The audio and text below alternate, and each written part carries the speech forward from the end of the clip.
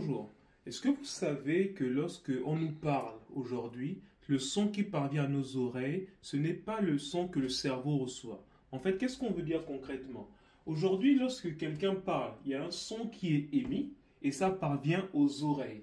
Et une fois que l'oreille reçoit le son, ça vient de la voix.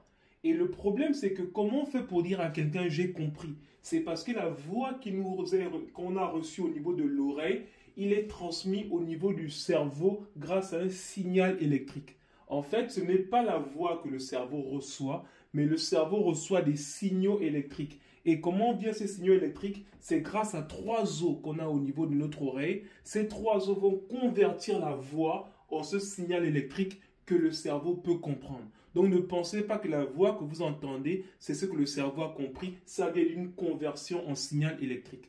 Pourquoi je vous parle de ça? C'est parce que, en fait, je ne sais pas, 3 générations avant au niveau du mobile, il y a 3 générations, ce que nous faisions quand on était petit, on créait, on va dire, des sortes de yaourts, des pots de yaourt vides dans lesquels on perçait, on reliait avec deux fils, avec un fil. Et une fois qu'on parlait d'une extrémité, si le fil était long, l'autre extrémité entendait quand même ce que la personne avait dit au bout du fil. Et c'est pour ça qu'on parle au bout du fil. Et donc, ce qui se passe, c'est que c'était la voix qui était transmise comme un signal électrique, comme au niveau du cerveau. Donc, c'était des ondes, ce qu'on appelle des ondes sinusoïdales qui représentent la voix, qui sont envoyées d'une extrémité à l'autre. Et c'est comme ça qu'on pouvait entendre. Par contre, que se passe-t-il si le fil se casse? Si le fil se casse près de l'extrémité, on peut quand même avoir la chance d'entendre ce que l'autre a dit. Mais si ça se casse avant, on perd tout en fait. Et c'est là où les mathématiques sont rentrées en compte.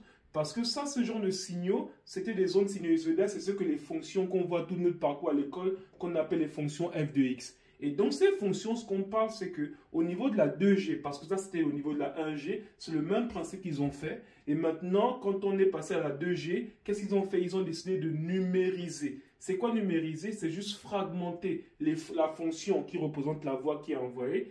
En ce qu'on récupère chacun de ces points, ça donne ça.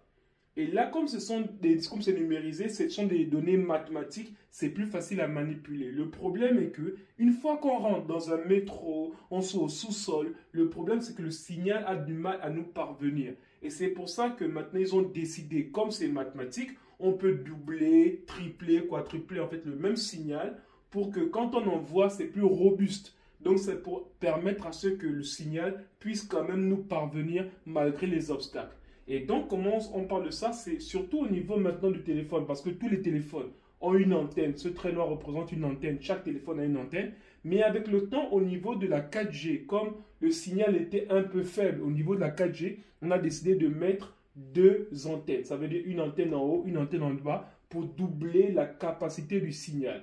Mais vous allez remarquer que généralement les smartphones d'aujourd'hui ont une certaine taille. Pourquoi? Parce que l'antenne du haut ne doit pas interférer avec l'antenne du bas. Donc sinon, ça va brouiller le téléphone. C'est pour ça qu'il y a une certaine distance minimale qui permet de pouvoir recevoir les données de la première antenne et de la deuxième antenne. Si vous avez des choses, des questions, des inquiétudes ou des choses que vous voulez savoir un peu plus approfondies parce que c'est court, mettez-le en commentaire.